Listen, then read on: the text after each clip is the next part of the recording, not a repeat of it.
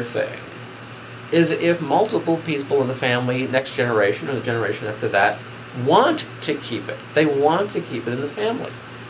Now the interesting thing about that then becomes, okay, how are you going to divide it? How do you handle it among the various generations? Because remember, as I frequently have said in our shows here, life is a motion picture, it's not a photograph. Meaning you're going to have one generation and then they're going to have another generation, and they tell two friends and they tell two friends and so on, and you start having 64 and then double that and then double that and then double that. So what happens, you need to do that is to start planning out what's going to happen. Now the other thing you need to think about when you're planning is the fact that not all children are created alike. Meaning some make more, some make less. Some are more responsible than others. Some are much more responsible than others. Some think they're responsible but aren't.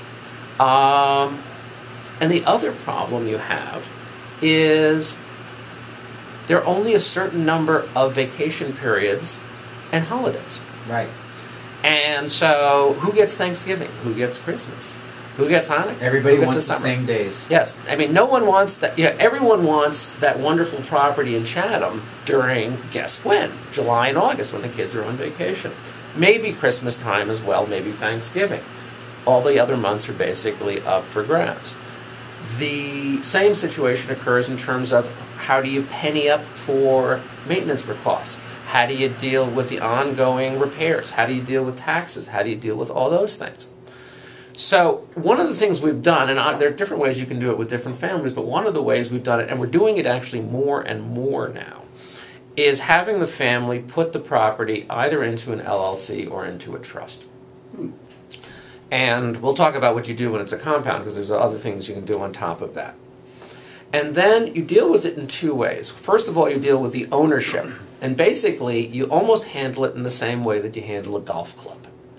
You know how you have golf club memberships and you've got a membership for life, and then when you go, your membership comes back again and you get nothing on your membership, even though it costs you an arm and a leg to be able to do that. Similarly, whether it's the LLC or whether it's a trust, you get a life share for basically, during your period of time, you get it for your particular share. You have it. And with that come financial obligations, and you also build into the agreement what happens if people don't pony up. Because there are going to be kids who are going to be less affluent, and there are going to be kids who are more affluent, and you have to have a family agreement. Does this sound familiar? This sounds like the same thing we do with the family enterprise.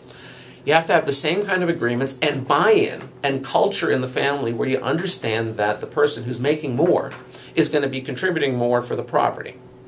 And you try and set it up so it's not going to be a grudge going forward. Or if it is going to be a grudge going forward, then you don't do it that way and you start figuring out what you're going to do and how you're going to handle it. Another thing that people do is frequently you're going to have a home equity line of credit on the second home to deal with repairs and things like that. The question then becomes who pays it back, and this gets into capital calls and things like that.